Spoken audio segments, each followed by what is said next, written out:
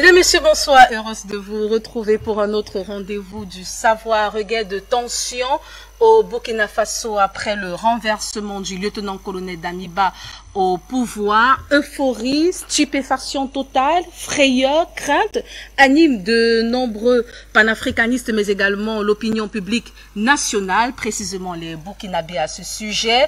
Et que se passe-t-il véritablement?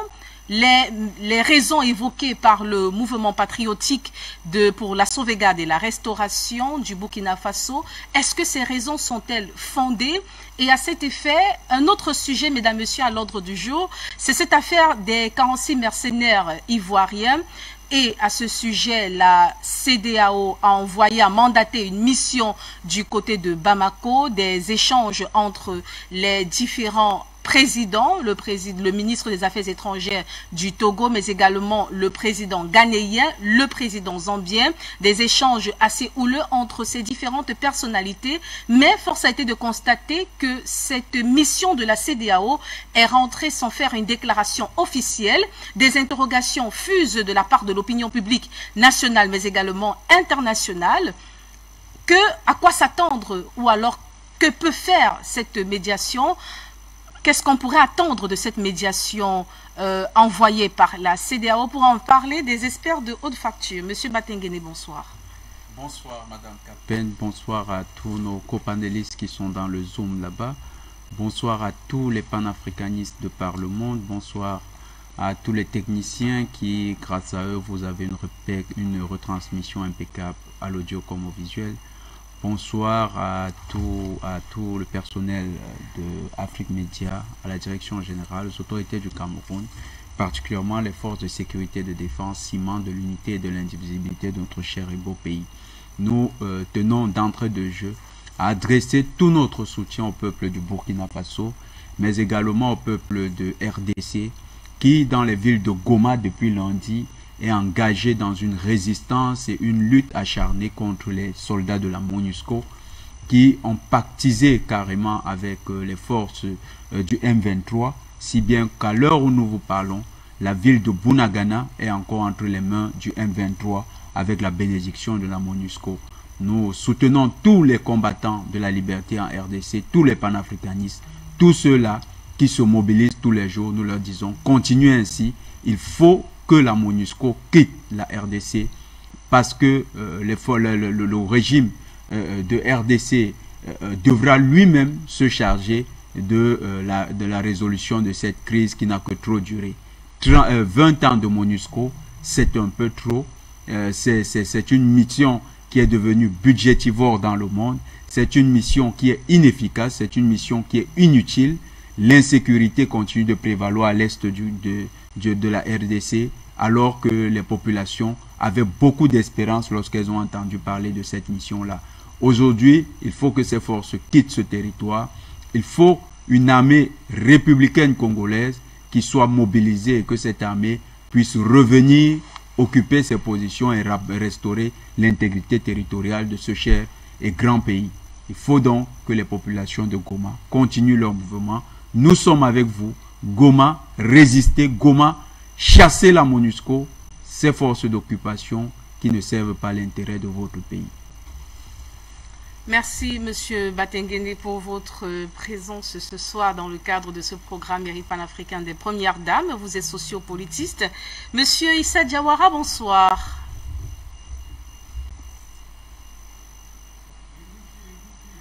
Alors, le temps de permettre à Monsieur Issa Diawara de s'installer, il faut le rappeler, chers téléspectateurs, il est analyste politique, mais également panafricaniste. Monsieur Ngouti, bonsoir.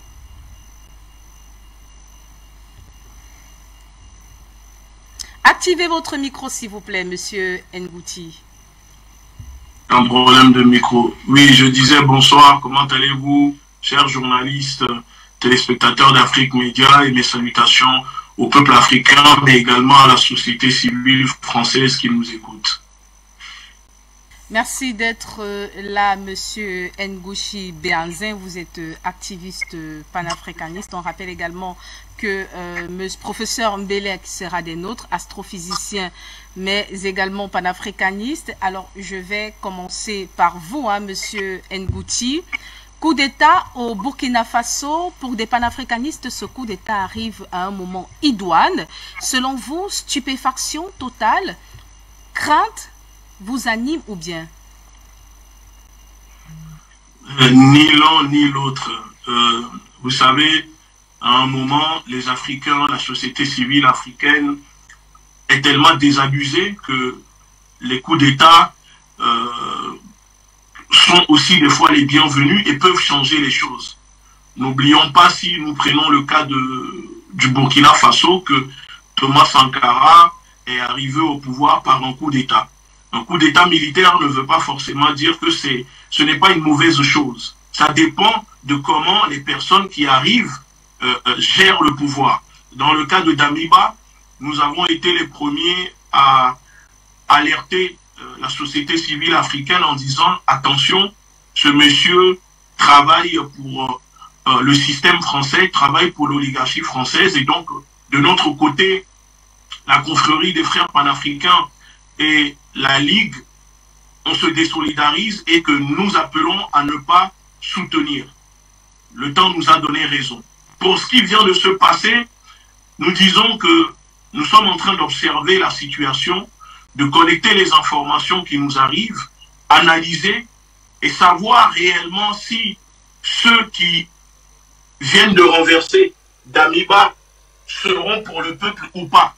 Et nous les appelons vraiment à s'engager dans la lutte panafricaine, dans la lutte émancipatrice, libératrice que mène en ce moment la jeunesse africaine.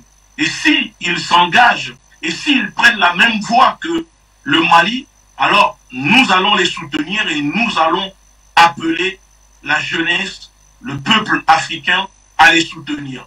Et ce que nous voyons déjà, je pense qu'ils sont ou vont essayer de prendre cette position, mais nous restons encore très prudents et nous disons qu'il faut vraiment observer tout en dénonçant la politique française au Burkina Faso et un peu partout en Afrique.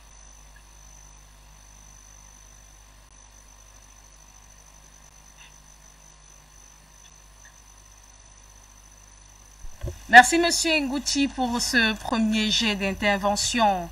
Alors, Monsieur Batengene, on revient encore sur ce coup d'État au Burkina Faso. Surprise pour vous? De prime abord, on commence par là. Effet surprise ou bien c'était assez prévisible? Pas de surprise, c'est une situation qui rentre dans le cours normal de l'évolution géopolitique sur le territoire africain. Pour ceux qui n'ont pas prêté attention au contexte africain global, ils peuvent se dire surpris. Mais pour ceux qui sont habitués à d'abord suivre les programmes de la chaîne panafricaine, ceux qui sont habitués à prendre l'information auprès des géopoliticiens africains, il est clair que le Burkina était dans le curseur. Pourquoi? Parce que le Burkina a réuni au fur et à mesure, depuis le 24 janvier, depuis le mois de juin, les conditions d'un coup d'État. Et ces conditions, c'est lesquelles? Le 24 janvier, lorsque le président Damiba, lorsque le lieutenant-colonel Sandaogo Damiba prend le pouvoir, il est investi d'une suspicion ou bien d'une volonté. Il est animé d'une volonté de changer les choses. Et du côté du peuple, il y a comme une suspicion ou bien un sentiment qu'il pourra effectivement apporter des solutions à la crise sécuritaire qui prévalait et qui était tout à fait délétère dans le cadre, dans le cadre du terrorisme. Et ce dernier, quand il arrive, il fait une déclaration le 24 janvier. Il dit, nous nous donnons 5 mois. Et dans 5 mois, nous allons restaurer l'entièreté de notre territoire. Ce qui, en résonance avec la situation malienne, était tout à fait cohérente parce que 1 an avant, 2 ans avant, ou bien 1 an et demi avant, les Maliens avaient fait leur révolution, ça a porté au pouvoir des militaires. Le colonel Assimi Goïta avait, dans les concertations avec le peuple, fixé le cap de la transition. Et dans le cap de la transition, il avait dit, la priorité, c'est la sécurité. tous les géostratèges en Afrique comprenaient que en priorisant la sécurité, Damiba faisait écho de ce qui se passe au Mali et donc se mettait dans la lignée des nouveaux dirigeants qui voulaient en découdre avec les terroristes. Seulement, au mois de juin, lorsqu'il a fallu évaluer son action militaire sur le terrain, il se trouve que le lieutenant-colonel Sandaogo Damiba n'a aucun élément qui parle en sa faveur. Plutôt, au même mois de juin, il y a 2 attaques terroristes qui vont être réalisées contre les forces de défense et, à la grande surprise, les terroristes vont tuer un grand nombre de soldats burkinabés. Ce dernier, pour se dédommager de cet échec, va venir demander un sursis jusqu'au mois de septembre.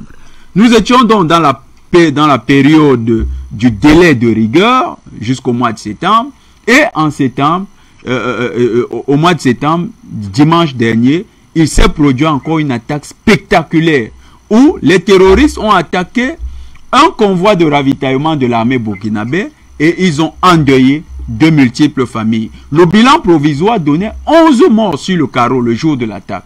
Et après maints reports de divulgation ou bien de communication du rapport final, on n'a jamais eu le véritable bilan. Ce qui laisse croire que le bilan devait être catastrophique, voire même alarmant pour les forces de défense burkinabées. Quand on regarde dans cette situation, l'enlisement de la situation sécuritaire, quand on regarde aussi le procédé dans lequel le président Sandaogo Damiba s'est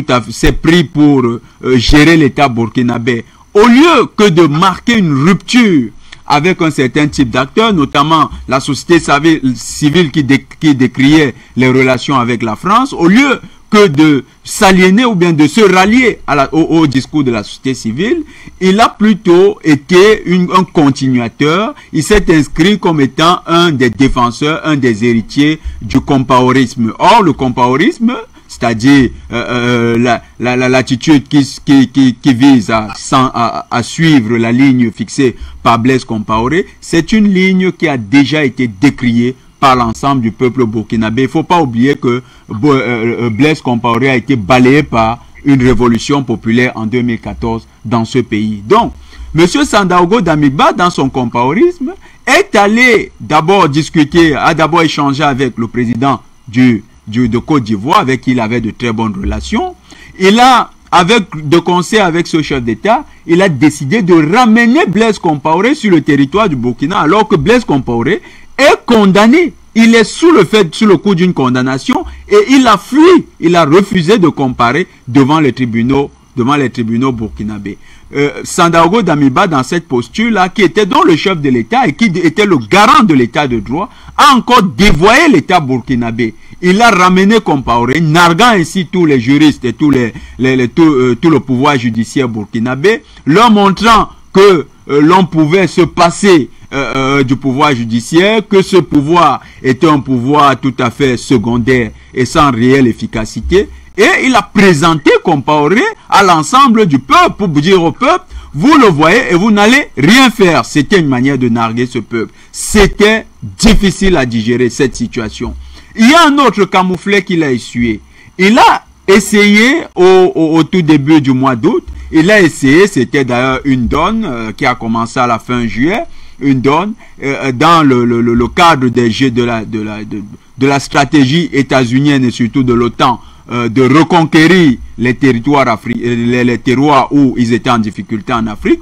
Ils ont engagé ce qu'ils ont appelé les réconciliations. Ces réconciliations ont commencé dans les Grands Lacs. Dans les Grands Lacs, ils ont tenu une réunion de réconciliation au niveau de l'Angola entre le président de l'Angola, le président rwandais et le président de RDC.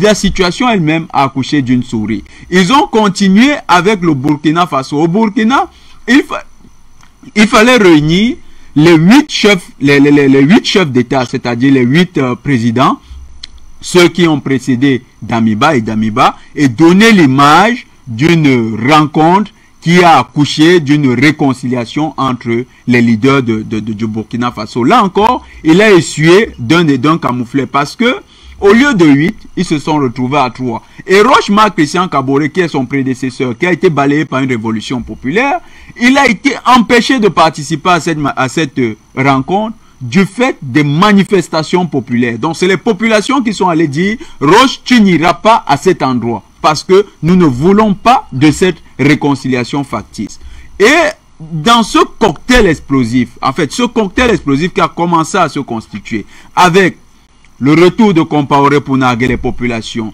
l'échec de la réconciliation, de l'image même d'une réconciliation avec l'échec de cette réunion avec les anciens chefs d'État du Burkina, l'échec sur le plan militaire, le fait qu'il n'ait pas pu reconquérir de nouvelles villes et que les attaques terroristes se soient multipliées sur le territoire, et bien plus, son incapacité à prendre position pour ce qui est devenu comme une cause nationale, la rupture avec les forces françaises, surtout les forces spéciales qui sont, dont la demande insistante du peuple veut que les forces spéciales quittent le territoire du Burkina Faso, son incapacité à relayer le discours du peuple, et surtout, il faut insister là-dessus, avec le discours tenu par l'ambassadeur de France à la maison de France, où il a traité le peuple burkinabé d'idiot utile. Cette posture où il a manqué de soutenir son peuple pour dénoncer ce discours de l'ambassadeur et même demander le départ de l'ambassadeur comme ça, comme le départ de l'ambassadeur comme ça s'est fait au Mali, ça a fait qu'il était en rupture avec son peuple. Il a perdu l'onction qu'il avait menée au pouvoir, il a perdu l'espérance qu'il apportait au peuple burkinabé, il est devenu comme un acteur qui jouait contre le peuple du Burkina Faso, qui ramait à contre-courant de ce que souhaitait le peuple du Burkina Faso. Aujourd'hui, il est donc vomi par deux entités. La première, c'est le peuple, qui est le véritable souverain. Le peuple ne veut plus de M. Sandaogo Damiba. Ça, c'est d'abord une réalité concrète. La deuxième, c'est l'entité militaire. Les militaires ne veulent plus de Sandaogo Damiba à cause des deuils qu'ils ont subis du fait de son incapacité à gérer la crise sécuritaire. Donc, dans ces conditions-là,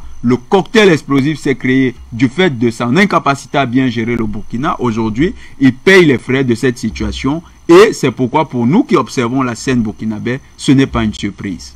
Alors, vous faites bien d'évoquer justement les raisons qui ont poussé les militaires du mouvement patriotique pour la sauvegarde et la restauration. Ces raisons étaient évoquées dans le cadre d'une déclaration. Chers invités, chers téléspectateurs, je vous invite à présent à écouter une fois de plus la déclaration des militaires du mouvement patriotique pour la sauvegarde et la restauration. On se retrouve juste après. Communiqué 04 du MDSR. Peuple du Burkina Faso, combattantes et combattants. Le lieutenant-colonel Paul-Henri Sandaogo Damiba se serait refusé au sein de la base française à Kamouensin en mesure de planifier une contre-offensive afin de semer le trouble au sein de nos forces de défense et de sécurité. Cela fait suite à notre ferme volonté d'aller vers d'autres partenaires prêts à nous aider dans notre lutte contre le terrorisme. Nous invitons les vaillantes populations dignes et intègres à ne pas tomber dans le piège et de faire confiance en notre combat qui n'est d'autre que la restauration de l'intégrité territoriale. La patrie ou la mort, nous vaincrons. Fait à Ouagadougou le 1er octobre 2022, signé Capitaine Traoré Ibrahim, président du MPSR.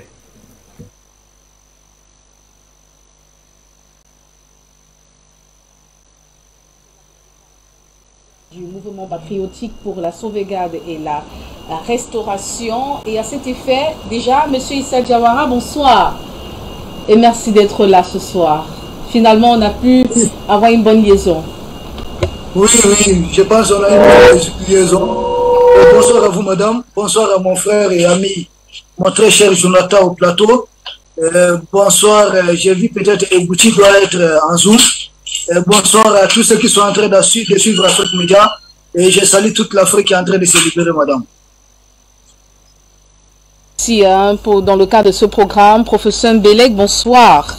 Bonsoir Céleste, bien sûr. Bonsoir à tous mes companélistes. Sur le plateau, Jonathan, et puis sur Zoom, Issa Diawara et les autres. Et bonsoir à tous les téléspectateurs et bonsoir à l'équipe technique et merci une fois encore de m'avoir invité en ce moment. En fait, j'aurais voulu ne pas manquer ces premiers jours pour appuyer ce qui se passe au Burkina Faso parce que vous comprenez bien que nous les panafricanistes, nous sommes très contents de ce qui se passe parce qu'on l'a souhaité et donc on doit appuyer ça. Il faut que ça aboutisse à l'avantage du peuple burkinabé et de tout le continent africain. Donc je suis très heureux d'être là ce soir. J'ai même sollicité personnellement, je ne le fais pas, mais pour la première fois, j'ai sollicité Jérôme hier pour qu'il m'invite, mais il n'a pas lu mon message. Donc il m'a invité aujourd'hui et tu me reçois et je suis content d'être là. Parce que j'ai des choses à dire. En tout cas, quoi que j'ai à dire, je suis très content de ce qui arrive et il faut que ça aboutisse. Donc nous allons faire tout ce qui est dans nos possibilités pour motiver, pour suggérer et si c'est nécessaire, même moi je dis toujours, mobiliser des gens pour les envoyer. Parce qu'il n'est pas question que les Ouattara, les Bazoum gagnent quoi que ce soit là. Il y a encore moins la France. La France doit être chassée désormais. C'est-à-dire que la base militaire française est menacée. Il faut qu'on la dégage du Burkina Faso. Voilà. C'était mon entrée en matière. Votre disponibilité, professeur Mbelek, nous honore une fois de plus. Ce soir, vous êtes astrophysicien, mais également panafricaniste. On rappelle que le général Issa Diawara est analyste politique, mais également panafricaniste. Et je reste avec vous, général Issa Diawara. Le MPSR dénonce le fait que le lieutenant-colonel Damiba a trahi, je cite, a trahi leur seul idéal qui est la sécurité et l'intégrité, la restauration de la sécurité et l'intégrité du territoire.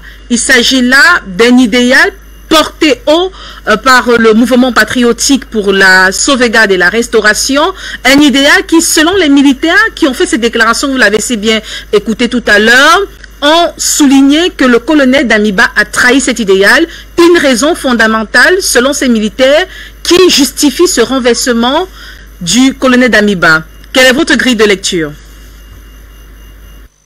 Permettez-moi de saluer le professeur Mbelek que je n'avais pas vu, parce que je n'avais pas tout le plateau en visuel, il a mes civilités. Ceci étant, en tout cas, mon impression par rapport à ce que, bien sûr, ces braves et jeunes officiers, en tout cas à partir de leur déclaration, vous savez, Jonathan a noté beaucoup de points qui ont contribué sans doute à la chute de Damiba. De tous les points développés par Jonathan, effectivement, je retiens deux points clés surtout. Depuis hier, en tout cas, ce sont les deux points qui motivent moi mon intervention. Premièrement, c'est le fait que Damiba a bien sûr trahi l'idéal du combat. C'était quoi l'idéal du combat? Ces jeunes-là, ils l'ont dit. C'est-à-dire, l'idéal du combat, c'était de diversifier les choix de leurs partenaires, bien sûr, pour réussir la sécurité et l'intégrité territoriale du Burkina Faso. Et que Damiba n'a pas réussi cela, ce qui nous conduit au deuxième point qui a précipité la chute de Damiba.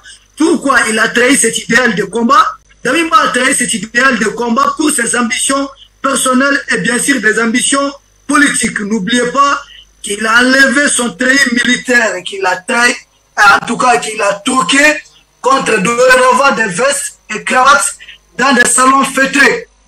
Damiba, en s'alliant à Ouattara, parce qu'on a tout tenté. Vous vous souvenez qu'on a tout fait pour que Damiba rejoigne le bloc panafricaniste. Nous avons dit qu'il était entre les deux blocs. Mais en fait, Damiba, je pense qu'il avait très tôt choisi son camp. Damiba, c'est un peu le Messie Alassane Draman Ouattara qui a été découvert très tôt. Comprenez ce que ça veut dire? Damiba, c'est M. Bazoum qui a été découvert très tôt. Damiba, c'est le bébé serpent qui a été vu très tôt. Le serpent n'a pas eu le temps de grandir. M. Damiba, en mettant en avant ses ambitions personnelles, bien sûr, cela trahit les ambitions du groupe. Si vous mettez dans un groupe, vous, votre propre ambition personnelle, mais l'idée du groupe cesse d'exister. Damiba, en quoi faisant? À s'entourer de nouveaux amis. Il s'est vu au-dessus de ceux qui l'ont aidé à accéder au pouvoir. Certains de ces jeunes officiers disent qu'il était difficile pour eux même d'avoir accès à Damiba. Même une audience, c'était devenu difficile. Et Damiba s'était donné, il avait commencé à se donner le temps de construire sa nouvelle vie. C'est-à-dire quoi? Il a pris quelques hommes et il a créé une force spéciale tout autour de lui. Les quelques hommes de force spéciale qui ont pu l'exfiltrer jusqu'au niveau de la base française et qui sont toujours avec lui. Donc il a commencé à doter ces hommes des moyens. Et ces hommes ne partaient plus sur le front de combat. Les autres militaires mouraient là-bas. Madame, comment expliquer qu'il y a 3 jours et de cela, qu'un convoi important tombe dans une embuscade? On dit qu'il n'y avait pas de couverture aérienne. Vous dépêchez un tel convoi humanitaire sans aucune couverture aérienne. Et aujourd'hui, pour sauver la tête de Damiba, il y a des hélicoptères de combat qui surveillent et bien sûr qui est en train de doter de vie à des jeunes officiers, à des jeunes soldats burkinabés. Comment expliquer cela? Donc, Damiba n'a pas des hélicos de combat pour escorter l'armée burkinabé, mais Damiba a des hélicos de combat pour protéger sa propre vie. Est-ce un tel homme doit rester au pouvoir? Je dis Damiba, c'est le Ouattara découvert très tôt. Bien sûr, ces deux événements ont eu raison de lui et je pense son voyage à New York, c'était un voyage de trop. Parce que ces jeunes qui continuent à mourir sur le terrain ne pouvaient pas comprendre que là, on est en train de pointer les doigts. Là où le pays voisin, le Mali, dit avoir toutes les preuves que c'est la France qui est derrière les terroristes, que Damiba est en train d'aller s'occuper, en tout cas aller s'entretenir avec ces mêmes personnes. Les militaires sur le terrain, que doivent-ils faire? N'oubliez pas, madame, que les jeunes qui sont soulevés, les grades les plus élevés, c'est le grade du capitaine. Ce sont des capitaines, des lieutenants pleins, des sous-lieutenants, des adjudants, des sergents, et des caporaux, et bien sûr des hommes de rang. Donc ce sont des hommes qui sont en première ligne face aux terroristes armés par la base militaire française sur place. Ce sont ces hommes aujourd'hui qui sont levés parce qu'ils ne peuvent plus contenir leur colère, leur angoisse. Nous assistons un peu à cela et Damiba est toujours protégé par quelques officiers de haut rang, bien sûr des officiers de salon, des officiers bureaucrates. Mais je pense qu'ils ne vont pas hésiter à rejoindre très rapidement le rang du peuple parce que ce qui se passe aujourd'hui, le peuple du Burkina est en train de démontrer que le pouvoir se trouve dans la rue, que c'est le peuple qui a le pouvoir et je pense que ceux qui sont avec Damiba sont en train de recevoir ces messages envoyés par le peuple burkinabé. Vous avez vu comment il y a beaucoup d'endroits qui sont en train d'être mis dans les sacs et nous disons bravo au peuple burkinabé, nous disons vive la révolution et j'ai dit pour une fois, pour une des rares fois, le corps de capitaine Thomas Sankara est en train d'être remis dans sa tombe. Le corps de capitaine Thomas Sankara qui avait pris le pouvoir à 34 ans. Et ce jeune Ibrahim Traoré a pris le pouvoir à 34 ans. Je vous dis qu'aujourd'hui, il est en train de dormir en paix. Thomas Sankara est bien sûr vengé, le peuple burkinabé en train de libérer. Et je dois finir par quelques informations. Les informations qui viennent du terrain. L'Institut français a été mis à sac par les manifestants à cause de l'attitude de la France-Afrique incarnée par Ouattara et Macron. Et ensuite, autre information, l'ambassade de France partie en filmé, ce n'est pas nous. Nous ne faisons que donner les informations du terrain et bien sûr, toutes les villes clés du Burkina Faso, les entrées et les sorties sont bouclées et bien sûr, il n'y a pas de couvre-feu. C'est le peuple qui a repris le pouvoir et le peuple qui soutenir le capitaine Ibrahim Traoré et les hommes. Nous les soutenons. Nous disons à la France de dire à son homme Damiba de se rendre et de déposer les armes, sinon d'autres pays africains pourront rentrer dans la danse. Merci.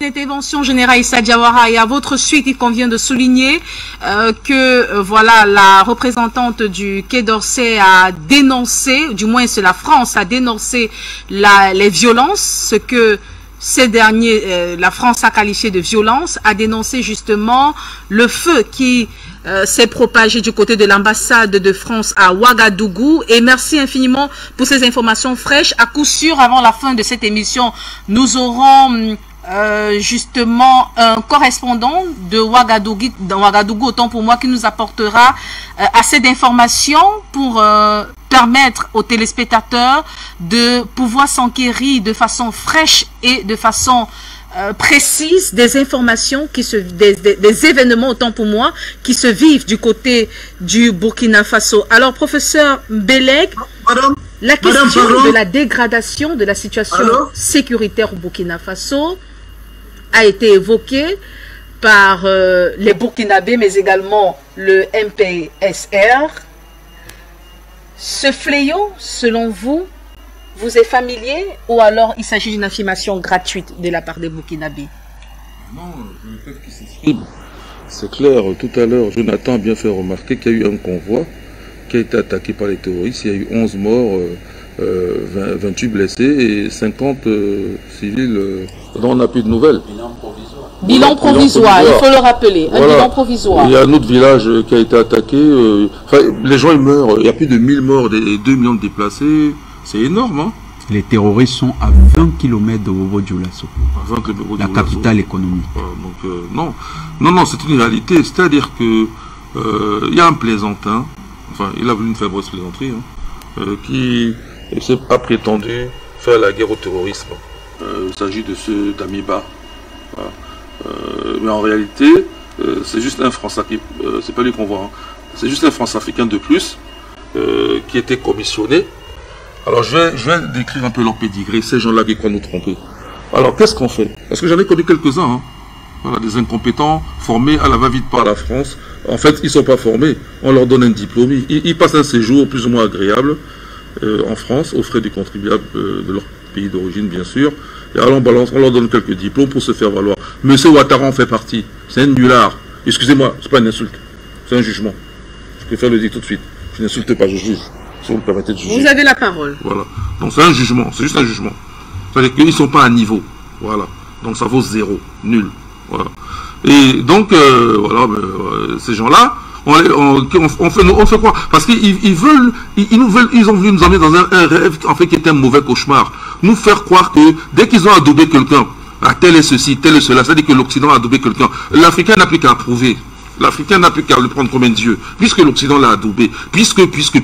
Attendez, ça ne se passe pas comme ça. Ils sont nombreux comme ça, là, à qui on octroie des titres, parce qu'on se dit que les titres étant, les meilleurs titres étant ceux octroyés par l'Occident, si quelqu'un vient coiffer de ce titre, les Africains vont le croire, et maintenant il peut les emmener où il veut, à l'abattoir.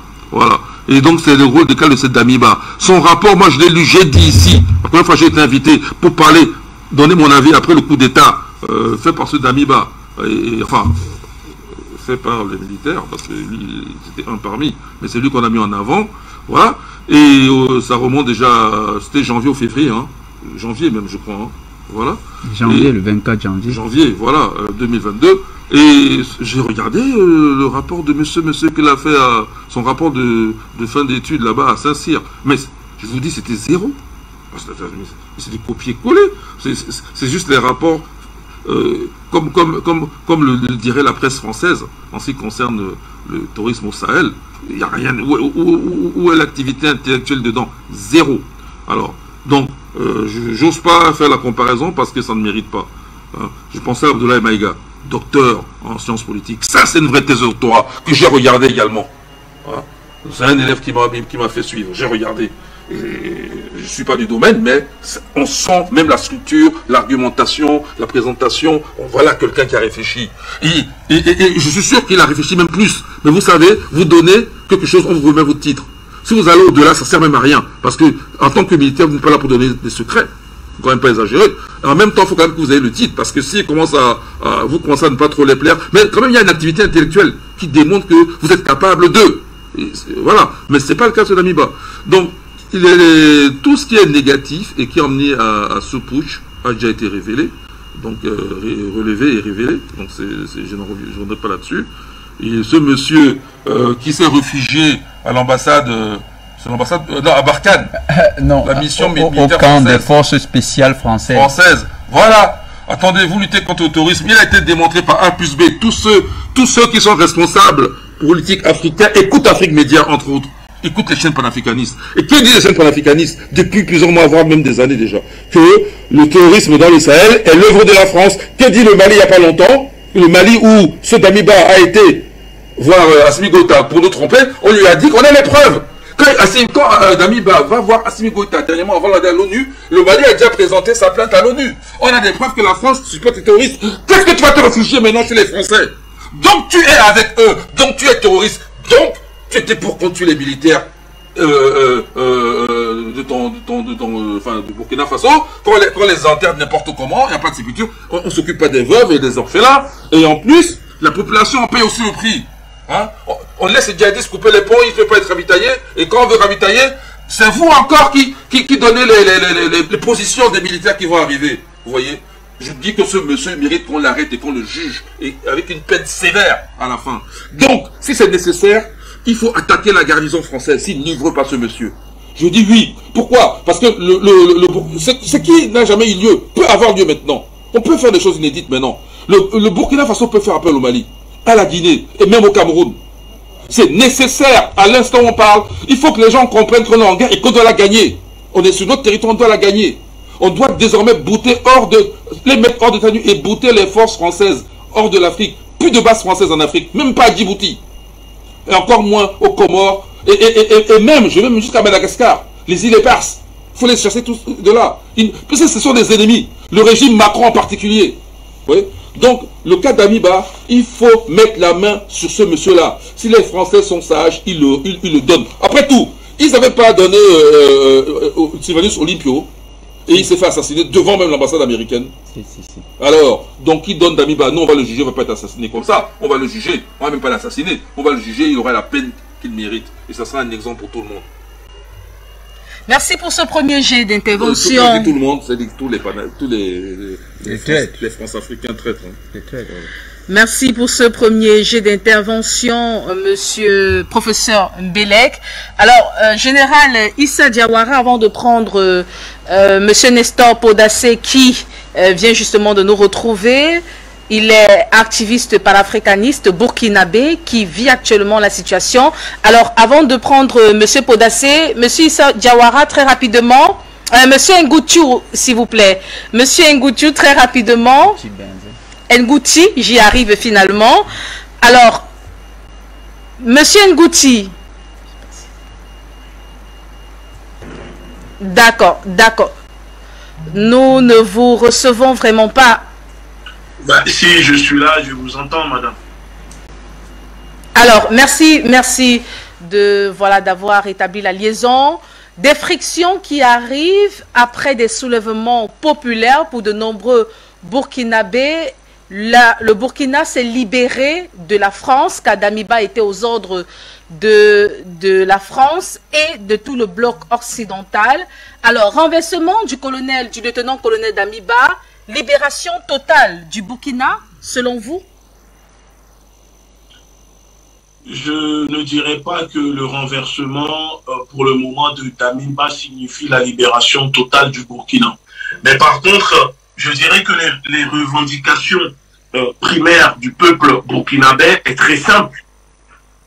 La déchirure de ces accords de coopération qui lient la France et le Burkina, imposés par l'État français au peuple burkinabé et qui permet à la France de faire tout ce qu'elle veut sur les terres burkinabé. De deux, il faut mettre fin aux bases militaires, à l'expulsion de ces forces spéciales qui sont stationnés au Burkina, à Ouaga, mais on ne sait pas à quoi servent ces forces spéciales si ce n'est pour contrôler les institutions du pays. De trois, il faut vraiment renvoyer ces personnels, soi-disant ces coopérants qui existent au sein des institutions au Burkina Faso, ces officiers français qui dirigent l'armée du Burkina Faso, qui sont à la présidence et qui empêchent les présidents, ceux qui prennent le pouvoir réellement, de pouvoir travailler. Parce que nous sommes arrivés à un niveau où tout ce qui se passe aujourd'hui ne sont que les conséquences de la politique néfaste de l'État français. Il faut comprendre et que la société civile africaine, la société civile française doit comprendre que l'Afrique ne peut pas continuer à être la mamelle nourricière de tout un système qui est l'oligarchie française. Parce que malheureusement, aujourd'hui, nous sommes arrivés à un niveau où la jeunesse africaine consciente est sortie de sa léthargie et arrive à comprendre, à décrypter et lire le monde dans sa réalité. Alors, ce qui se passe, le renversement de ce toutou de la France au Burkina Faso est le début, je l'espère, d'un changement qui sera cette fois-ci réel et non juste à la surface, mais en profondeur. Parce que dès hier, moi j'ai révélé sur Twitter en annonçant qu'il y a eu une réunion à l'ambassade de France avec l'ambassadeur Luc Alad, que je surnomme El Diablo, a essayé sur demande de l'Élysée de coordonner une réunion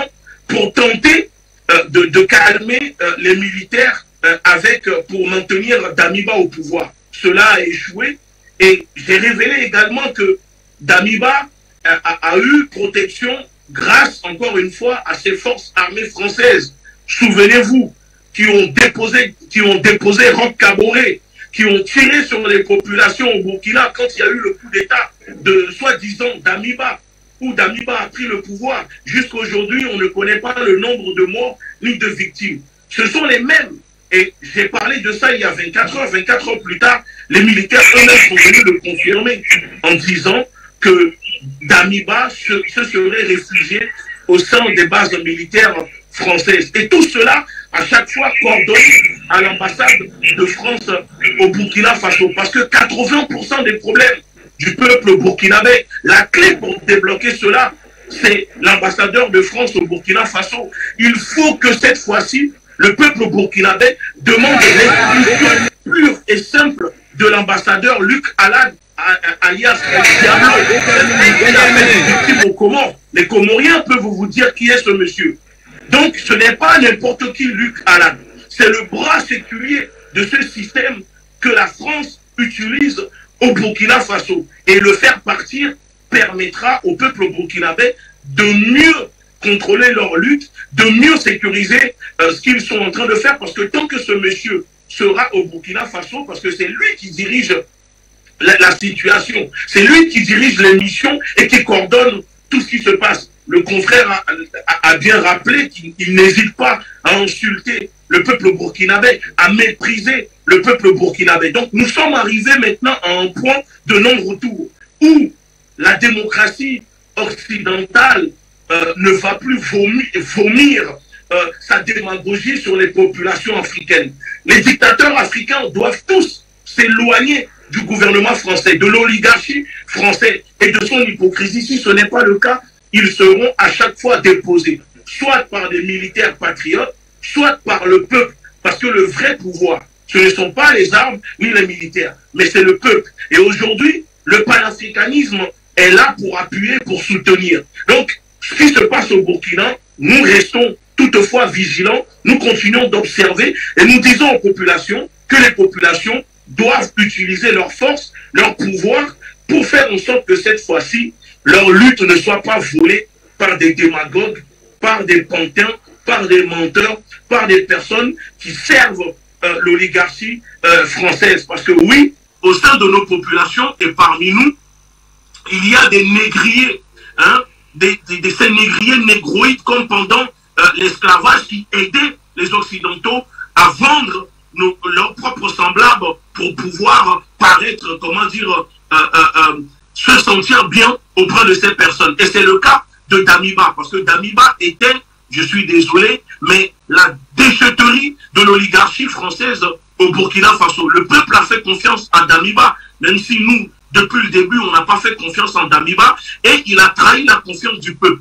Du moment qu'il a trahi la confiance du peuple, il doit dégager. Et donc, c'est tout à fait normal ce qui se passe aujourd'hui, et c'est aussi l'État français qui est responsable de cette déstabilisation à répétition sur les terres africaines, parce que tant qu'elle sera là, tant qu'elle sera derrière, cette politique française, cette politique extérieure du gouvernement français ne peut pas continuer. Et nous invitons, si je peux finir là-dessus, la société civile française à prendre conscience de la lutte que mène la société civile africaine dans ces pays qui sont aujourd'hui des camps de concentration, dirigés par des gardiens de camps de concentration. Nous les invitons à se joindre à cette lutte, à soutenir par solidarité le peuple africain, la jeunesse africaine, parce que le peuple français, la société civile française est aussi victime et prise en otage par le même système qui est l'oligarchie française. Donc nous devons nous unir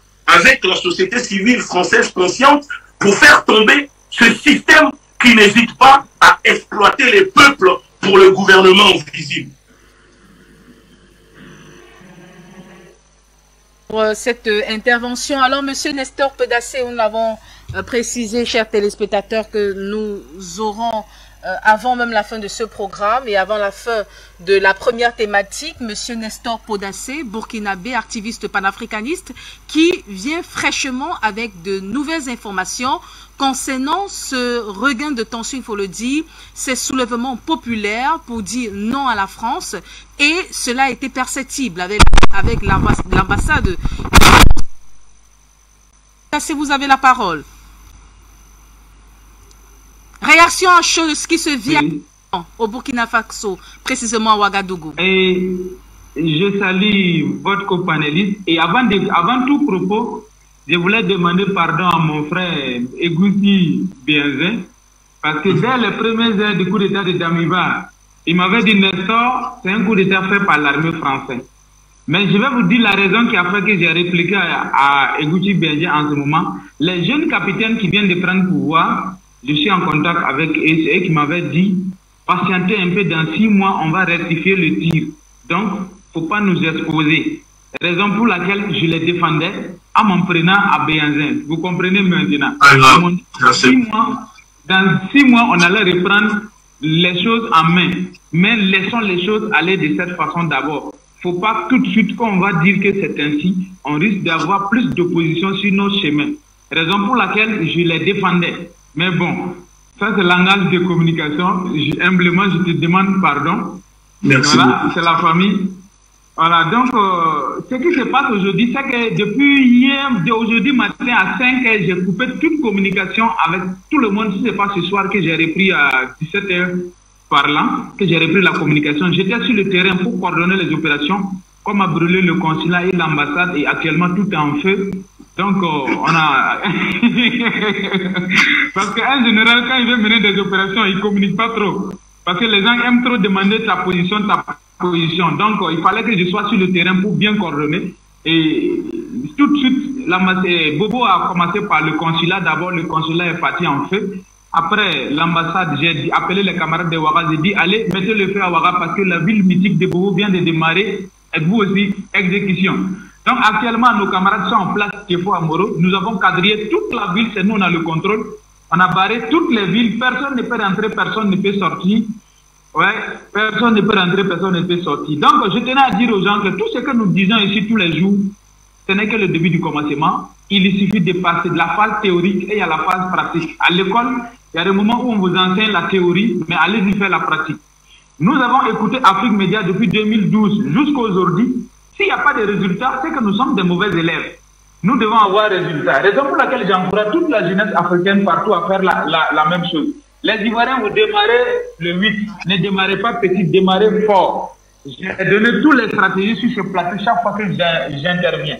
Ceux qui sont en Europe nous aident, comme les Béanzins, les Conarins et autres. Ils nous aident en communication, les Doro. Mais nous qui sommes sous terrain, nous devons mettre en pratique. Tout de suite, quand nous avons attaqué l'ambassade et le consulat, l'ambassade de France a appelé les médecins pour venir à son domicile, dans sa résidence, pour qu'on négocie. Nous, on a dit qu'ils ne donnent pas d'Amiba là. S'ils ne donnent pas d'Amiba, dans quelques heures, c'est sa résidence, on va prendre d'assaut brûlé. Et demain matin, si Damiba n'est pas remis, ce sont ses ressortissants qu'on va égorger un à un. Parce que non. Non, pas les ressortissants. Les civils n'ont rien demandé. Non. Je comprends votre colère. Ok.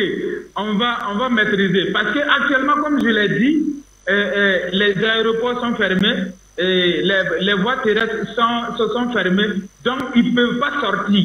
Nous tenons les ressortissants comme otages aussi. Ils ne peuvent pas sortir, on les tient. Donc actuellement, la France ne peut rien faire, soit disant qu'il va venir nous bombarder et puis faire quoi que ce soit. Mais nous avons dit, actuellement, nous avons des camarades campés devant le garnison de Bobo pour dire, vous êtes avec nous, vous ne reliez pas d'Amiba. Nous sommes campés au niveau de la place mythique Kéfo Amoro de Bobo Glasso, qui est une place de résistance, qui a fait échec à coup d'état de Djengéré en 2015. Nous avons placé podium de résistance là-bas aujourd'hui, toute la journée, matin jusqu'au soir. Et nous sommes toujours là-bas, nous allons veiller. À Ouagadougou, actuellement, nos camarades sont devant le camp de Cambouessin. Les forces spéciales françaises sont à Cambouessin. Ils sont là-bas actuellement, encerclés le camp. Aucun militaire français ne peut rentrer et sortir. Il y a d'autres camarades qui sont au niveau de la place de la Révolution, au qu'on appelle place de la Nation, et d'autres sont allés faire le travail au niveau de l'ambassade. C'est vraiment propre, très propre. Donc, ambassade et consulat en feu. Donc, actuellement, si l'ambassade, ça c'est avertissement d'abord. Si l'ambassade ne donne pas d'Amiba, c'est sa résidence qu'on va prendre d'assaut dans peu de temps. Merci beaucoup. Et demain matin, ça sera comme ça de suite aussi. Ça va monter en crescendo tant qu'il ne donne pas d'Amiba. Nous sommes déterminés. Et quand il va donner d'Amiba, les forces spéciales à Cameroun, c'est plus bagage en même temps. Voilà. Il n'y a plus de négociations. Merci beaucoup. Nestor Podacé pour ces informations fraîches.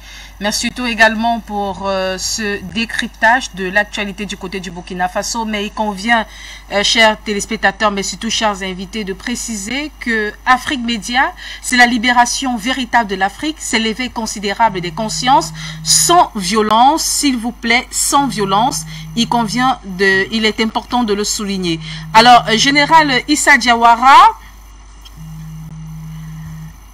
oui, voilà. Activez votre micro, Général Issa Diawara. C'est activé.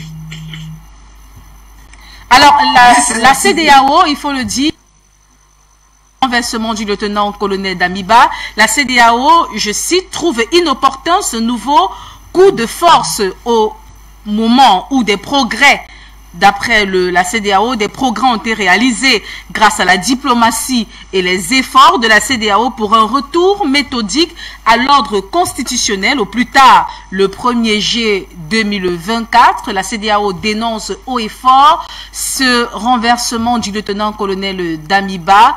Alors, est-ce que la CEDEAO a les moyens de faire pression sur le peuple burkinabé et bien sûr sur ces panafricanistes qui, aujourd'hui, ont décidé de mettre un terme avec le lieutenant-colonel Damiba. Quand on parle ici de mettre un terme, on parle de sa prise de pouvoir. Permettez-moi, au nom de tous les jeunes guerriers d'Afrique, de répondre dans le communiqué de la France qui dit condamner, en tout cas, les actes qui sont en train de se passer au niveau du Burkina.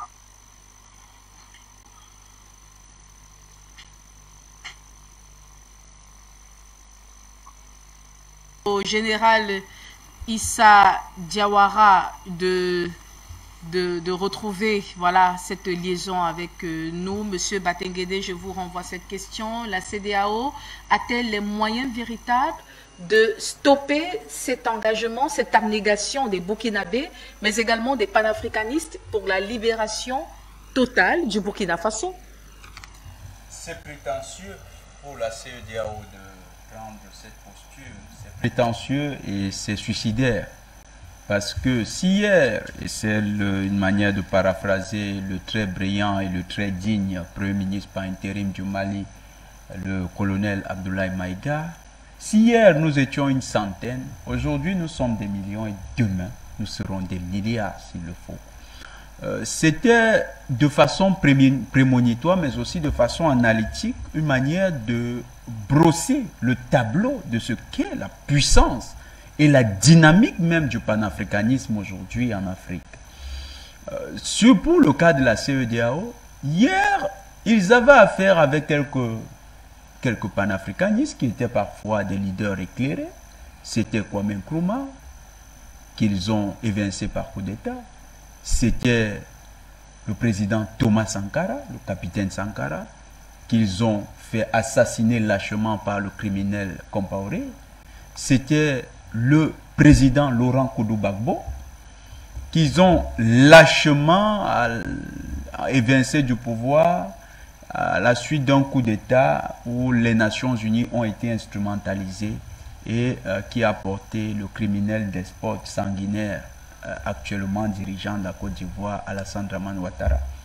Donc, on n'était pas avec des foules immenses.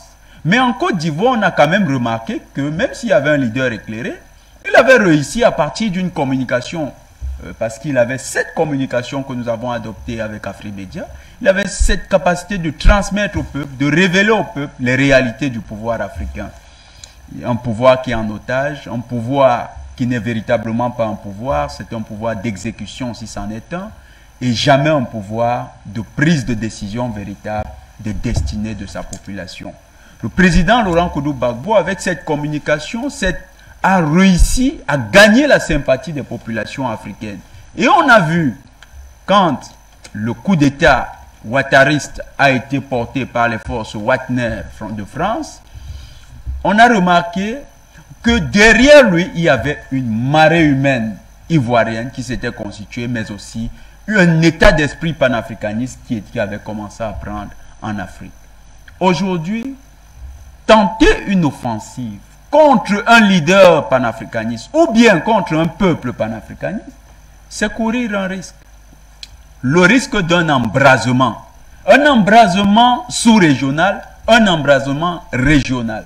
Et cet embrasement sous-régional ou régional pourrait toucher un certain type d'acteurs. Vous avez suivi, nous n'aimons pas appeler à la violence, mais vous avez suivi notre frère Nestor Podacier tout à l'heure, qui dit que les Africains sont capables de représailles. De représailles contre qui? Contre tous ceux-là qu'ils identifient comme étant les symboles de l'impérialisme occidental.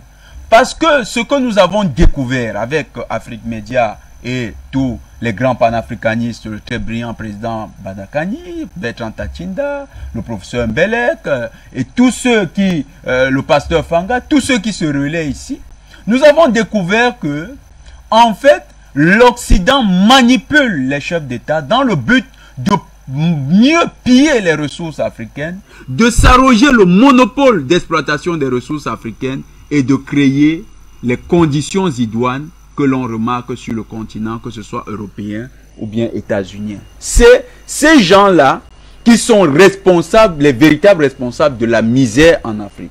Donc lorsque la CEDEAO dit qu'ils peuvent, ou bien la CEDEAO envisage même des sanctions, si ces sanctions ne se limitent pas à quelque chose de symbolique comme l'embargo qui n'a pas pris véritablement contre le Mali, si ça ne se limite pas à ça et que ça devient une force, comme la force qui a été mobilisée contre le président Laurent Gbagbo, il y a des risques d'embrasement. Les risques d'embrasement, ce n'est pas dire que le peuple du Burkina Faso ira faire commettre des attentats au niveau du Ghana ou bien au niveau de la Côte d'Ivoire. Non. Le risque d'embrasement, c'est que la fraternité des peuples africains, le panafricanisme souterrain rampant dans ces pays-là, va déclencher des vagues de contestation qui vont balayer les pouvoirs en place. Donc, si M. Ouattara, par exemple, se mêle du problème burkinabé, il y a un risque que sa population lui fasse la police, c'est-à-dire cette population elle-même s'occupe de lui. Et cette population, comme ça s'est passé au Burkina, peut également pousser à son renversement. C'est pareil avec Akufo-Addo, c'est pareil avec M. Bazoum. D'ailleurs, M. Bazoum, dans le curseur actuel, il est le suivant dans la liste, parce que vous êtes sans ignorer que le 9 octobre, dans quelques jours, il y a une giga manifestation qui est en train d'être préparée. Et cette manifestation, les Nigériens nous l'annoncent comme étant la fin de M. Bazoum. Donc, avec un tel couperet désormais sur la tête des dirigeants plaqués, des dirigeants larbins de l'Occident, la CEDEAO ne peut plus faire de bravade contre un pouvoir légitime. Parce que lorsque c'est les panafricanistes qui prennent le pouvoir est légitime. Et cette légitimité est interne. Quand vous voyez les populations elles-mêmes sortir, mener des actions et soutenir les militaires qui ont réalisé le coup de force, il faut comprendre que c'est un pouvoir légitime qui est en train d'être institué. Ce n'est plus un pouvoir simplement légal et qui tire sa légitimité de l'extérieur. C'est un pouvoir légitime en interne et c'est un pouvoir capable de s'affirmer au niveau international. On a vu les conséquences et l'exemple avec l'État malien. La CEDEAO, nous l'avons dit ici et nous le répétons encore, elle est en pleine réforme. Les donneurs de leçons d'Occident nous disaient que lorsque la société civile est debout, la démocratie est vraiment très dynamique dans un pays. Eh bien, l'éveil des sociétés civiles africaines et panafricanistes fait que la véritable démocratie est en train de prendre pied sur les territoires africains. Et cette démocratie, c'est la volonté du souverain, c'est-à-dire le peuple, qui s'impose désormais dans les territoires africains. Si la CEDEAO que vous convoquez, ce qui est la CEDEAO des élites, parce que Ouattara a été coopté par M. Nicolas Sarkozy de Borsa, parce que M. Bazoum était un rebelle malien qui lui-même venait de Libye, a été coopté par les cercles de la France-Afrique via le président Macron, via le président Hollande, parce que M. Akufo-Addo est un franc-maçon qui a été coopté par Alassane Dramane Ouattara pour devenir un homme important. D'ailleurs, le président John Dramani Mahama se méfiait beaucoup de M. Akufo-Addo et il disait que ça allait être un traître. Il est devenu ce traître-là. Si M. Akufo-Addo, qui a été coopté par la franc-maçonnerie pour être le président du Ghana, vous pensez que ces gens sont légitimes, c'est qu'on se met le doigt dans l'œil. Ces hommes sont essentiellement le fruit d'une cooptation élitiste. Quelque chose qui a fourvoyé la démocratie en Afrique. Et donc, ils sont le fruit d'une entourloupe, d'une tricherie internationale, d'un vol, d'un brigandage politique qui a privé les Africains d'un véritable contrôle. On a longtemps dit que les dirigeants africains ne sont pas responsables devant leur peuple. Mais quand ces dirigeants sont cooptés par l'Occident, comme nous avons cité ceux-là, comment est-ce qu'ils seraient responsables devant leur peuple? D'ailleurs, regardez monsieur Macky Sall, regardez monsieur Alassane Dramane Ouattara, lorsqu'il a un problème, à qui est-ce qu'il fait le premier, il fait allusion en premier? C'est à monsieur Macron. Il va prendre son téléphone. Il appelle d'abord monsieur Macron. Pourquoi il appelle monsieur Macron? Pourquoi il ne réunit pas son parlement? Pourquoi il ne convoque pas le peuple? Parce que pour lui, le peuple ne compte pas. Ces dirigeants ne croient pas en leur peuple. Ces dirigeants ne croient qu'en ceux qui les ont cooptés. Cette CEDEAO-là est en train de disparaître, Madame Capet. L'enjeu aujourd'hui, ce n'est pas quelle sanction la CEDEAO prendra contre le Burkina. L'enjeu, c'est combien de temps les dirigeants illégitimes de l'ancienne CEDEAO ont-ils encore au pouvoir? Quand nous parlons de ces dirigeants illégitimes, c'est Bazoum, c'est Ouattara, c'est Akufo-Addo, c'est Macky Sall et d'autres, les Mbalo, tous ces gens-là qui n'ont aucune légitimité interne. Combien de temps ils vont encore tenir? Parce que le vent qui est en train de souffler, nous ne l'avons pas appelé printemps. D'ailleurs, il n'y a pas de printemps en Afrique. Nous savons une chose, ce qui est en train de souffler, c'est un vent qui va balayer tous les régimes illégitimes d'Afrique de l'Ouest et certainement de par l'Afrique. Le panafricanisme est en marche. Ce panafricanisme n'a plus peur des institutions illégitimes parce que lui-même est porté par la légitimité interne des peuples d'Afrique. Général Issa Diawara, vous êtes de retour pour vous permettre de retrouver la ligne directrice de votre analyse. La CEDEAO a-t-elle les moyens de faire pression sur le peuple burkinabé et tous ces panafricanistes? Vous avez la parole.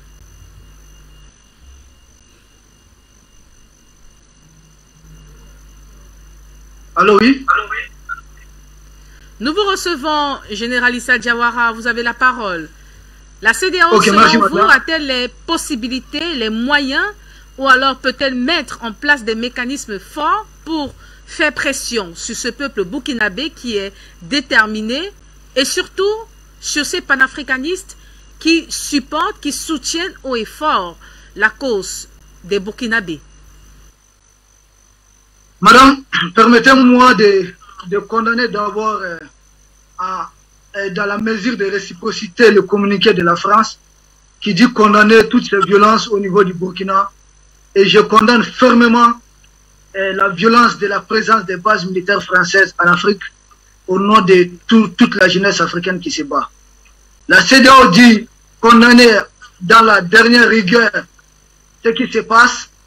Je condamne dans la dernière rigueur la soumission, la vassalisation de la CEDEAO entre les mains, bien sûr, d'un jeune qu'on appelle M. Emmanuel Macron. Je condamne encore avec la dernière rigueur les massacres du roi français qui a voulu mettre fin à l'esclavage, à toute cette exploitation, bien sûr, par les Français, par les autorités françaises. Ils ont fait leur violence pour se libérer. Si aujourd'hui, les jeunes africains n'ont autre choix que bien sûr de passer par cette violence pour libérer l'Afrique, je pense que c'est un chemin qu'il faut respecter. Donc je condamne une fois de plus tous les massacres que la France a commis ici en Afrique, les 52 chefs d'État et présidents et chef de gouvernement et président assassinés par la France, je condamne fermement cela au nom de toutes les victimes de ces assassinats de la France-Afrique. Maintenant, pour répondre à votre question, madame, si la CEDEAO a les moyens de faire la pression, la CEDEAO n'a aucun moyen, la France n'a aucun moyen de faire une pression sur un peuple qui est décidé à récupérer son indépendance, sur un peuple qui est décidé à être libre. Ces institutions n'ont aucun moyen et d'ailleurs, là où je suis en train de vous parler, la CEDEAO a peur. Au niveau de la CEDEAO, beaucoup sont atteints de la diarrhée. Les gens sont en train de s'appeler à gauche, à droite. On ne sait pas à qui le tour. Parce qu'on voit le soulèvement du peuple burkinabé, on voit là encore, c'est encore beaucoup plus fort. On a peur demain matin, quel est le pays africain qui va se soulever? Quand le peuple se soulève, c'est vrai, l'impérialisme tremble. Devant les images, devant les jeunes burkinabés que vous voyez dans la rue, qui peut résister à cette force? Personne. Ces jeunes du Burkinabé aujourd'hui, du Burkina Faso, ont la volonté, ont la possibilité de faire ce qu'ils veulent du Burkina Faso. C'est leur pays, ce n'est pas le pays de Macron, ce n'est pas le pays de l'envoyé de Macron, M. Ambalo, ce n'est pas le pays d'envoyé du laquin de M. Macron, M. Alassane Draman Ouattara qui a atterri en vitesse du côté de Paris. Nous disons à Ouattara qu'il peut courir, mais il reviendra trouver les 10 fils de l'Afrique devant lui. La CEDEAO politique a déclaré la guerre à la CEDEAO militaire. Quand Ambalo dit qu'ils vont mettre une force anti-putsch contre, bien sûr, tout militaire de la CEDEAO qui va tenter de prendre le pouvoir, quoique les politiciens alliés à la France face au peuple, puissent faire au peuple ouest-africain, Ambalo nous demande de tout accepter et de ne jamais nous soulever. Que même s'ils volent les élections, de tout accepter, de ne jamais nous soulever. Que même s'ils volent toutes les ressources d'Afrique, remettre cela à la France, de tout accepter, de ne jamais nous soulever. Parce que si on se soulève, la CEDEAO avec la France, ils ont un bâton qu'on appelle, en tout cas, une force anti-putsch. Ils vont appeler l'OTAN, ils vont faire des morts, ils vont écraser les peuples ouest-africains. C'est ce message de M. Ambalo qui a sa réponse aujourd'hui du côté du Burkina. Est-ce que les peuples d'Afrique vont s'asseoir, vont rester les bras croisés pendant que les valeurs occidentaux, alliés aux occidentaux, sont en train de tripatouiller les constitutions, sont en train de voler les élections, sont en train de détourner tous les biens de l'Afrique, sont en train d'appauvrir l'Afrique au point de faire des Africains, des immigrés clandestins dans des pays qui sont en train de nous voler. Est-ce l'armée qui est le dernier rempart de souveraineté au niveau de l'Afrique de l'Ouest, l'armée va rester assister à cela? Est-ce ces armées ouest-africaines pour qui M. Ambalo Sissoko et sa bande n'ont autre qu'à la nausée, vont rester assises pendant que Ambalo va continuer à se promener dans des salons et Damimba avait commencé la même chose? Les peuples ouest-africains disent non, peu importe, nous serons insultés par les valets de Ouattara. Nos pères, nos mères seront insultés, mais ce combat, c'est le combat de libération. Ce n'est rien auprès de ceux qui reçoivent au quotidien des balles. Au moment que nous parlons, il y a des jeunes burkinabés qui sont tombés et nous tenons bien les flambeaux. L'Afrique va se libérer. Nous disons au Burkina, bienvenue. La CEDEAO ne peut rien. Le Mali et la Guinée vont vous soutenir. L'Union africaine ne peut rien. Le Mali vous soutient. Si vous avez besoin de renforts, Nassor, tu m'écoutes très bien. Dites-nous de franchir les frontières et je vous jure qu'on va franchir la frontière pour vous rejoindre. Nous sommes prêts, nous sommes déterminés et tous les pays de l'Afrique vont se libérer un à un. Merci. La CEDEAO ne peut rien, l'Union africaine ne peut rien. D'ailleurs, bientôt, la CEDEAO sera morte. Le combat qui est en cours, c'est le décès. C'est l'arrêt de mort de la CEDEAO qui est signé. L'arrêt, si l'Union africaine s'en mêle, dites-vous que l'Union africaine aussi va suivre la CEDEAO et dites-vous que toutes ces institutions vont partir en fumée. Et c'est très bientôt. Merci. Oui, Céleste. Avec grande fermeté ce renversement de pouvoir et souhaite que le temps soit donné à la CEDEAO pour remettre ou bien pour rétablir l'ordre constitutionnel d'ici le 1er juillet 2024. Oui. Ça, je comprends. Faut-il craindre cette déclaration ou bien l'action future, si on peut le dire comme ça, de la CEDEAO et de bien des organisations régionales, sous-régionales, y compris l'Union africaine. Eux aussi condamnent ce qui se passe. Faut-il craindre? Il n'y a rien à craindre là-bas, comme Issa Diawara vient de le dire. Ces gens-là ne pèsent rien. Alors je vais donner quelques chiffres. Le Mali, la Guinée-Conakry, le Burkina Faso, à eux seuls, font plus de 57,5 millions d'habitants. C'est-à-dire que c'est 2 fois plus peuplé que la Côte d'Ivoire de Ouattara, plus le Niger de Bazoum. Ok? C'est 2 fois plus peuplé. Voilà. Donc, c'est bien de le dire. Alors, autre chose. Monsieur Mahamat, il s'appelle, non? Celui qui a l'Union africaine. Oui, voilà. Je vais vous parler du mois du 1er juillet 2024. En fait, ce qu'ils craignent, c'est que cette nouvelle prise de pouvoir relance une nouvelle transition. Donc, ils disent respecter la date de la transition. Mais ils condamnent ce qui se passe. Et ils disent à la fin, regardez, qu'est-ce qu'il dit? Il dit que le président, voilà, ça comment il chute, hein. Le président de la Commission de l'Union africaine, hein, Mahamat, là, le président Moussa Faki, voilà, le président réaffirme le soutien continu de l'Union africaine au peuple burkinabé pour assurer la paix, la stabilité devant le pays. Lorsque les terroristes massacrent la population, ils sont où? Franchement, ils sont où? Et par contre, la population est derrière les militaires. Mais c'est pas les Africains, ça, je suis désolé. Hein. Un Africain ne peut pas avoir une telle contradiction mathématique dans une analyse qui concerne la vie. Non, non, non, non, non, non, non. Ça, c'est pour les autres, c'est pas pour les Africains. Quand un Africain fait ça, c'est un vendu. Il sort déjà de sa peau d'Africain d'origine. L'Africain originel, ce n'est plus ça. Parce que, comment tu peux dire que tu condamnes ce qui se passe, or ce qui se passe est soutenu par le peuple, comme ça s'est fait au Mali? Hein, tu condamnes ça. Et tu finis par dire que, oui, nous soutenons, nous sommes derrière le peuple et tout et tout. Mais quand tu le peuple, tu n'es pas là. Et tu dis que tu soutiens le peuple. Mais le peuple est en train de soutenir cela. Donc, par transitivité, toi aussi, si tu n'es pas contradictoire, tu dois soutenir ce qui se passe sur le plan militaire là-bas. Je recommence. Je fais comme Abdoulaye Maïga. Je recommence. Mais 2 fois, ça suffira. Je dis, hein. Moussa Faki, il dit, le président réaffirme, l'Union africaine, il se dit même président, hein, il n'a même pas mis la suite, hein, le président, ça suffit, voilà. Le président réaffirme, ici quand nous on dit président, il s'agit de président d'un parti politique, à défaut du chef d'État ou d'association. Mais lui, son président, là on dirait qu'il a des ambitions qui dépassent même, bref, continuons. Le président réaffirme le soutien continu. Mais ils sont tués quand... Oh, bon, je ne vais pas me répéter, parce que quand on tue les gens, là, il est où? Continue. Quand on tue les gens, il y a discontinuité à ce moment-là, tu n'es pas là. Donc il y a discontinuité, contradiction de l'Union africaine au peuple burkinabé pour assurer la paix, la stabilité et le développement du pays. Bon, le blablabla, je passe. Mais attends, je recommence, hein, je dis, tu soutiens le peuple soutient les militaires, l'action qui se passe, qu'ils ont mis dehors d'Amiba. Donc, par transitivité, tu dois aussi soutenir le peuple. Parce que sinon, tu es en contradiction avec ton soutien, c'est de l'hypocrisie.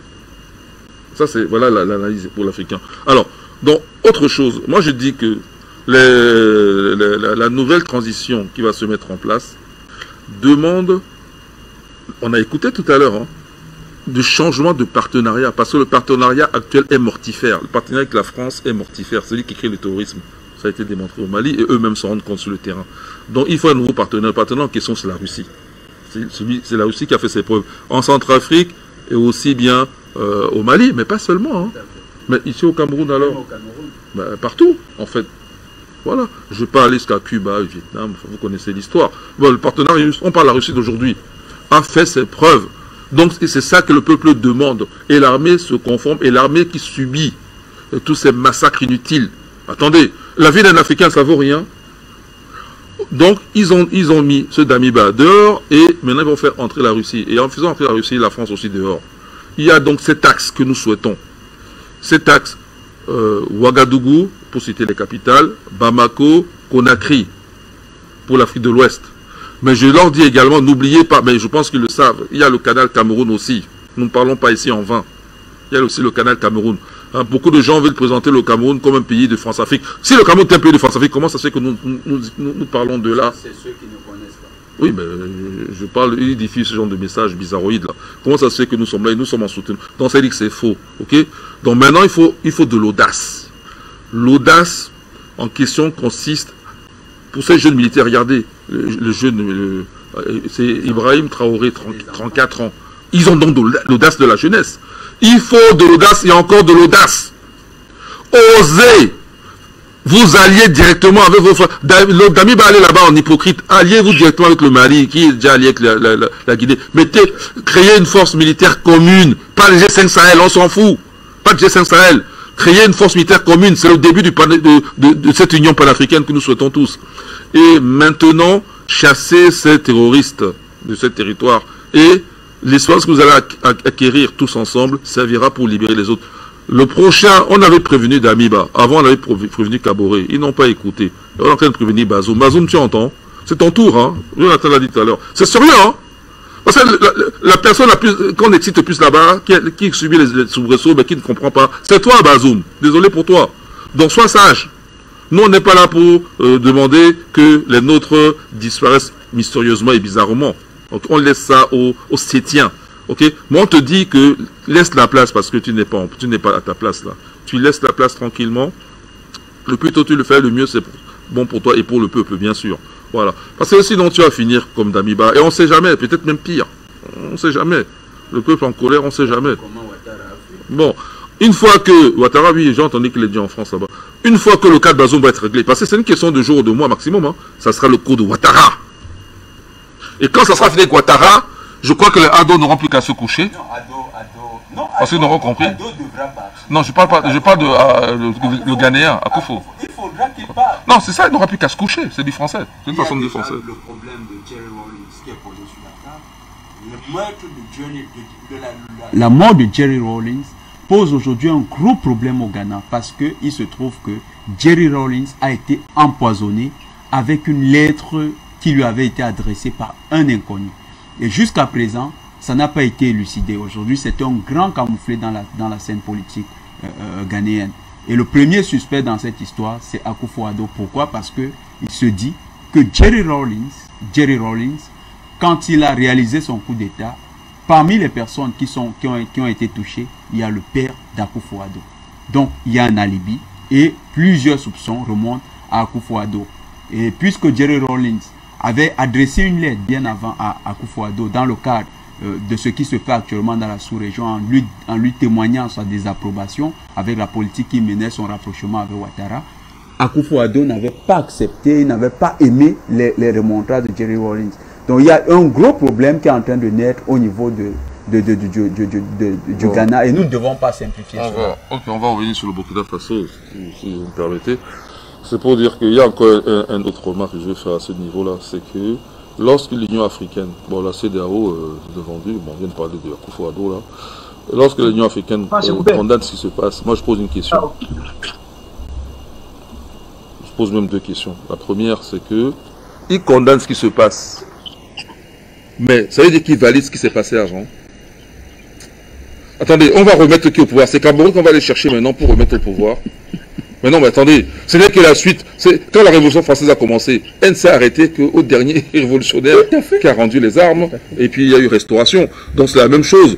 Monsieur, comme au Mali, il y a eu rectification. Là, il y a une autre rectification au Burkina Faso. Je peux chuter, non? Parce que moi, Jonathan m'a pris la parole. Hein. Oui.